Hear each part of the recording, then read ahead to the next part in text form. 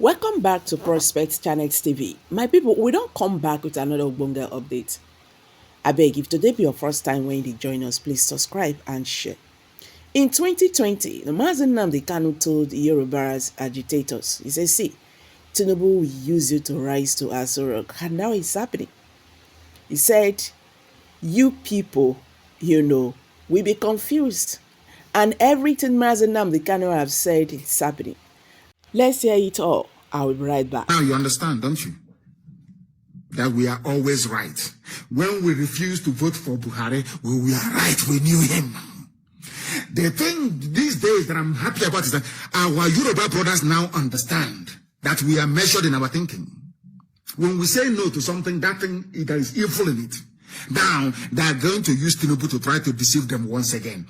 They will bring out Tinubu. They'll be talking about, as I said, I trust this very set. It's not like the ones who have gone before. These are young, vibrant men and women. Duduwa movement. And they're not going back anymore. That's what I'm about. And they have hoisted their flag in Yourba. Did anybody shoot at them? Did the Lagos state governor come out as Umahi will foolishly do, idiots? No sit at home here. There should be no sit. People have, I'm asking Umahi, have you seen, are you richer than Lagos state? Do you know that the Yoruba Oduduwa flag was flying in Yourba? Did Sanwo-Olu come out to say, oh, who are those? Arrest them. My friend is the commandant of Ojo Cantonment. Go and shoot them. If it's any stupid, hopeless Igbo governor, useless to the bone, you hopeless, go and shoot them. Because you're trying to please your Fulani master. So they can give you presidency. By listening to us on Radio Biafra. I'm being honest with you. Now in Western Togoland, in Ghana, they are fighting for freedom because they listen to Radio Biafra. People thought that the Yorubas can never wake up, that they will never rise up to fight. But now, this breed I'm seeing now, I'm even afraid of them. They are determined to the core. And as I said to them, Tinubu will try to use it to ride to Asorok. They said over there, it can never happen. So there is no fear that tomorrow they will give it to Tinubu and he will abandon. No. People can't abandon this. It's impossible. That is to tell you, everything we tell you comes to pass. Everything I tell you comes to pass. And why would people defend something as horrible as Nigeria? Because of what I call the empire mentality from our creators, the British, who adopted, I can't understand, people that they put in power after independence adopted the rogue mentality of building an empire. They call themselves nationalists. Before the white man came, were the Yorubas at war with Biafran people? The answer is no. Were we at war with Middle Belt? The answer is no. How come after they came and left? Because they built an empire. And there is something in the brain of black people. This is something that most people don't know. Black people, no matter how primitive we are, we love our freedom. And that is why in the next 50 years, you see Africa, you won't recognize it again. People are going to break into pieces. If they like, they can come back together later on. But to tell me that a white man can come from somewhere and model people up together and give you a name and you answer it, in 50 years' time, Africa will not be recognizable. People will break away. I'm telling you, people will want to be on their own the way we were before the white man came. And what is wrong with that? Absolutely nothing. Absolutely nothing. Those idiots that call themselves nationalists, they came and acquired the British Empire mentality. Let us expand. That was why Azikiwe said, no. They leave Nigeria the way it is. And I don't believe in breakup because he wants to be an emperor and an empire that he did not build. That is the truth and the fact of life.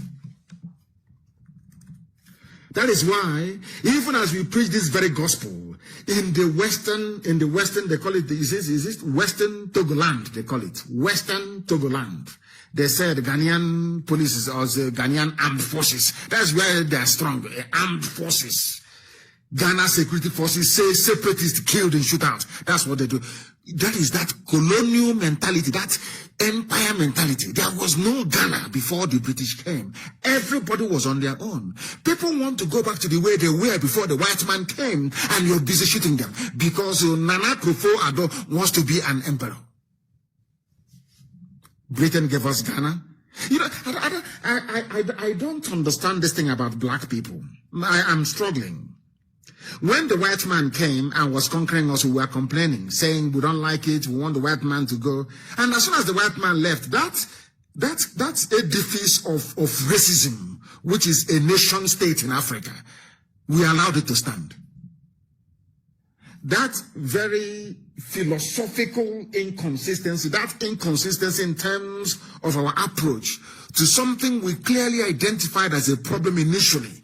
When the white man left, instead of the nationalists to say, to your tent, O Israel, let us plan from there, they said, no, we want to, they even formed an army and police to police the boundary created by a white man. That is why I have no regard nor respect for them. People call them nationalists. I call them a bunch of idiots. They are nothing. Right across, you say they are nationalists. They fought rubbish. They fought for their pockets and their families. Those who fought for independence properly are those that allowed people to go back to how they were before the white man came. You are killing people in Western Togo. And I'm asking Kofi Nana Addo, the president of Ghana. Before the white man came, did your ancestors have anything called Ghana before? Or Gold Coast? But now the white man has left. You want to assume. Oh, people are very, very backwards. Very, very backwards. Very, very backwards, I'm telling you. That is why I call African people fools. They don't have any brain. They cannot reason very well. Let us go back to how we were before the white man came. Then if I want to be in the same country with Oduduwa people, I can go negotiate with them and say, we have this and that in common. We can benefit each other. We debate it. We vote on it. We go to a place beside. We ask the people and they vote. That's how it's done.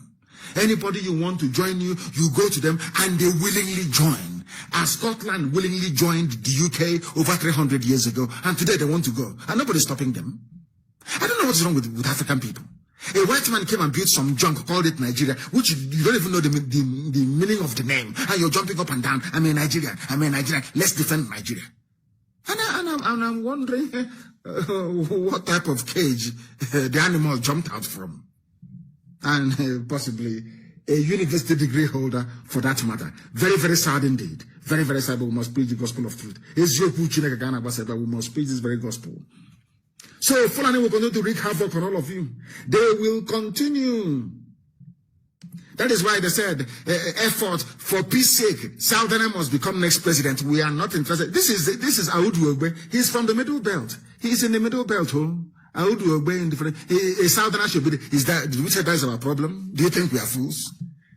Don't you think that we can go and support somebody to become president so people can be made whatever thing that they want to be, given positions and slots, and they will make so much money? You don't know we can do that?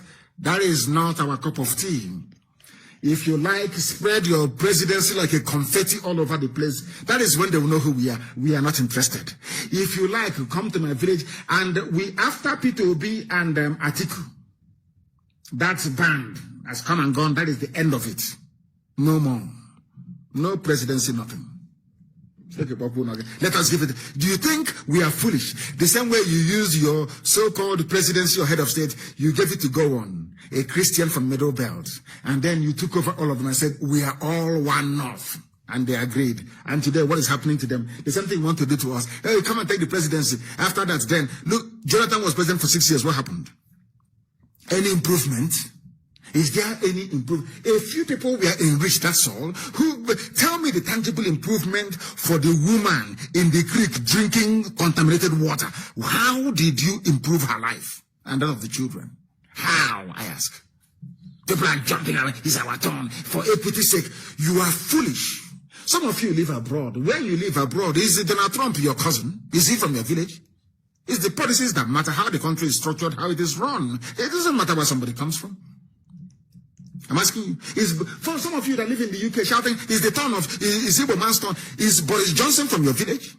Is Boris Johnson from your village? I ask you. People talk as if they cannot reason very well. What we want is our freedom, and that freedom we're going to get.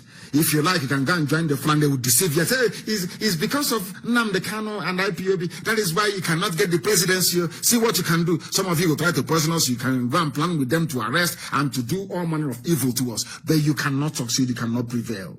You can never, ever prevail. Not now, not tomorrow, not ever. Keep your useless presidency. We don't want it. You can canvass all you like. You can pay all the journalists to write all the junk they like. You cannot move us. There is no presidency. We don't want it. What we want is freedom. Is as simple as that. If you don't like it, you can go to hell. Or that is one man, one vote. There'll be referendum. That's all we're asking for. And when that happens, one man, one vote. If you want the headsmen to stop abducting Catholic priests in Delta, which is a headline on Vanguard newspaper. They abducted a Catholic priest. Some of you who are shouting one Nigeria, Loretta Onochie, this is where you claim you come from, the great harlot in Asorok. This is where you claim you come from. Suspected Fulani headsmen on Saturday evening kidnapped a Catholic priest, Reverend Father Jude Onyebade, and 3 of his workers in his farm along Iseluku, Isele, Bitime Road, and the Ocha North local government area of Delta State, throwing the area into fear. When IPOB goes in there now to dislodge them, they start complaining, they send the army, they send the police. Now that they have come, they have kidnapped. No army, no police, nobody is shooting up the village, nothing. Because it's Fulani. That is their game plan. Loretta Onochie, you are in Asorok, supplying dead wood prostitutes to idiots in Asorok. This is what is happening in your so-called state. Have you seen it? This is one thing that fools don't understand. I was warning you before, if you are shouting one Nigeria and working for the Fulani Janjaweed, your village is in danger. Loretta Onochie, your village is in danger. Have you seen what they have done? These are Fulani people. These are the idiots that you're serving and supplying filthy, dirty, diseased women to in Asorok. You can see it. She's a madam, high-class madam in Asorok, supplying prostitutes to idiots. Fulani Janjaweed don't circumcise in Asorok. Her village is burning. They are kidnapping priests and people in her village. As I told you before, that is what you get when you serve Fulani Janjaweed. When you talk rubbish about one Nigeria, you place your village in danger. This is for Loretta Onochie. Go and read it up. Go and Google it and read it up. It is there very clear for the whole world. Headsmen abduct Catholic priests in Delta. It is very clear for the whole world to see and to hear. As I warned you before. We are not Igbo, we are Neoma, we are Neocha, we are Neoji, all that rubbish. Fulani have come. Those that told you that you're not Igbo, they have come to Delta to deal with you. People cannot reason. But here we compel them, we force them to reason, and they are reasoning because they have no choice. They must reason. They have no choice. They must reason. And Facebook is doing all they can, as usual, to suppress our numbers, but of course they are joking. We have Facebook, we have IPOB Community Radio. That is where a lot of people listen to us these days on. That is the platform we are on. Very, very soon, as your firm is working very hard, we go interactive. We can begin to interact there. And then, you to hell with your Facebook. We go there. Because it will have interactive functionality. Each other up. People can message us in the open during live program like this, so that the world may know. And it's gone now. Headsmen in Delta, they have taken the priest. Loretta Onochie is tweeting for Fulani in Asorok. He's tweeting for. Look at her face; is all burnt with cream, bleaching cream, burnt. Look at your village. Look at your village. Useless woman. Look at your village. The people you are serving in Asorok, supplying prostitutes to, they are the ones in your village. Their children are in your village, ravaging your village. You are in Asorok doing one Nigeria. Oh, people are very, very foolish. Very, very foolish. Very, very foolish. We are live and we are there, of course. We are coming to the end of our program, but not quite yet. Another gas explosion in Lagos. They say everything is gas. They explode the bomb, Fulani explode the bomb, kill people. They say it's gas. Even when there is no gas, so it is gas. Gas explosion. Oh God, if there is anything like next life, Nigeria. Fulani have killed people in Lagos. Several persons were killed and injured, and vehicles burnt in a gas explosion, which is Fulani terrorist attack in Lagos. Very, very simple. They are working hand in hand with the Fulani terrorist army. Hand in hand with the Fulani terrorist army. That is what they are doing, and bombing and killing people all over the place. And some idiots cannot see, they cannot understand it. Very, very sad indeed. Very, very sad indeed. And I'm sure now that the Shia have risen to complain about the film made by Peter Dochia, I hope the world can understand that for what it is. A very, very sad case indeed. You also, the nonsense written, which I will analyze, of course, on Wednesday, the letter by Garba Shehu to Commonwealth. I will analyze it in depth on Wednesday. because right now we have come to the top of the hour. Our 2 hours is almost off. There are a lot of things that I would like to bring to you today, but unfortunately we cannot be able to do so. We have come to the end of the program this very day, but do understand one thing. If you're in support of one Nigeria, that means you want Fulani to take over your village. You want terrorists to run your lives. You want this reign of agony and mediocrity to continue forever and ever. Even those who were instrumental in rigging the now late dead Buhari into power, they are lamenting and lamenting very seriously because Fulani terrorism has taken over the place. But we are saying no to it. We are resisting and doing all we can to resist. And I am glad to say that people are now waking up. People are now rising up from all over the place. And we are winning this very battle by the grace of Chukwukikabiyama and not by anything that we have been able to do so far. I thank you all for listening. All right, guys. I believe you all watched it to the end. What can you say about this guy? What can you say about this guy? You know, when Tinubu said Emilokon, the Yorubas, they thought he was saying for the southeast, for the southwesterners, for the Yorubas. They never knew that Tinubu, he gets agenda for himself and his family. The Yorubas were the first people who started shouting, hunger, hardship in Nigeria. Just barely 1 year, Tinubu, assumed office. Okay, guys, I'm dropping it here. Please kindly drop your comments, share this video, make it go viral. Thank you. Bye for now.